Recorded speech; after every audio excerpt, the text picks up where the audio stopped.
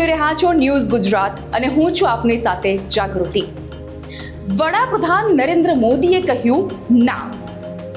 Israel, Iran, Iraq, America વચ્ચે વધતો તણાવ અને આ વધતા તણાવ વચ્ચે વડાપ્રધાન નરેન્દ્ર મોદીની દેશવાસીઓને સ્પષ્ટ ના.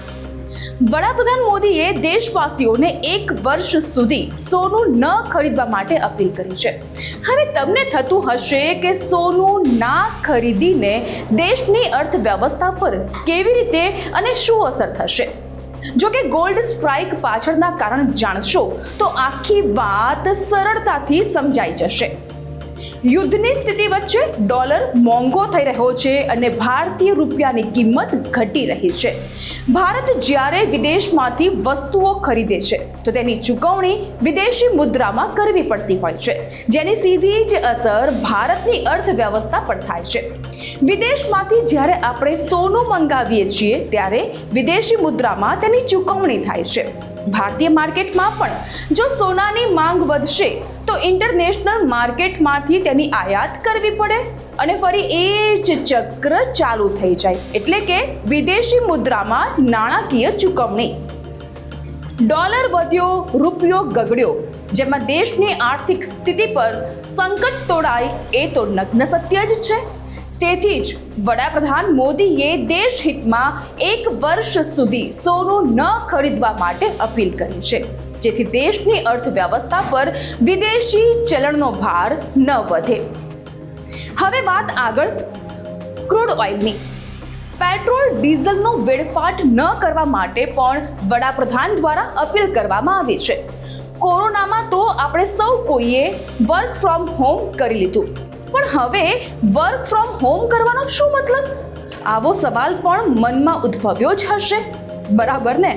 પણ શું તમે ઈચ્છો છો કે દેશમાં ઈંધણની અછત સર્જાય?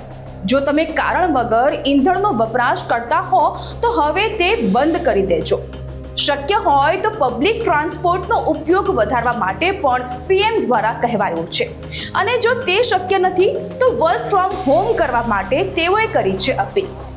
પીએમની આ અપીલથી કોરોના કાળ સૌ કોઈને યાદ આવી ગયો હશે ને, કે જ્યારે અનેક કંપનીઓ દ્વારા વર્ક ફ્રોમ હોમનો કોન્સેપ્ટ અપનાવવામાં આવ્યો હતો અને લડત સામે જીત પણ મેળવી હતી. વગર કારણનું ઈંધણ બાળશો તો તેની અછત વર્ષાશે અને તેની સીધી અસર અર્થવ્યવસ્થા પર થશે. કારણ કે ભારત ક્રૂડ ઓઇલની આયાત કરે છે. ભારત દેશ 85% ક્રૂડ ઓઇલ વિદેશમાંથી મંગાવે છે અને તેમાં પણ રશિયા સાથેના મજબૂત સંબંધના કારણે રશિયા ભારતનો સૌથી મોટો ઓઇલ સપ્લાયર દેશ બની રહ્યો છે.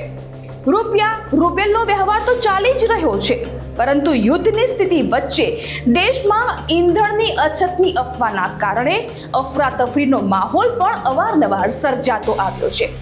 ભયના માર્યા લોકો ક્રૂડનો સંગ્રહ કરવા માટે લાંબી લાઈનો લગાવી પેટ્રોલ પંપ પર ઊભા રહી જાય છે. જો કે દેશવાસીઓને પેનિક બાઇંગ ન કરવા માટે પણ વડાપ્રધાન દ્વારા અપીલ કરવામાં આવી છે. તો સંકટની આ સ્થિતિમાં વડાપ્રધાને દેશવાસીઓને કરેલી આ અપીલ વિશે આપ શું માનો છો? કોરોના કાળ સામે આપણે જીતી ગયા, તો આ સંકટમાંથી પણ દેશને આપણે ઉગારી શકીએ છીએ ને? તેની માટે આપણે સમજદારીથી વર્તવાની જરૂર છે. એ વાત અલગ છે કે આ મુદ્દાઓ પર રાજકારણીઓની ઉગ્ર ચર્ચાનો સૈલાબ ઉઠશે. દેશવાસીઓની પણ તેમાં પ્રતિક્રિયા સામેલ થશે. પણ શું આપણે નૈતિક જવાબદારી સમજીને 1 વર્ષ સોનાની ખરીદી રોકી શકીએ છીએ? કારણ વગર ઈંધણનો વપરાશ પણ શું આપણે અટકાવી શકીએ છીએ?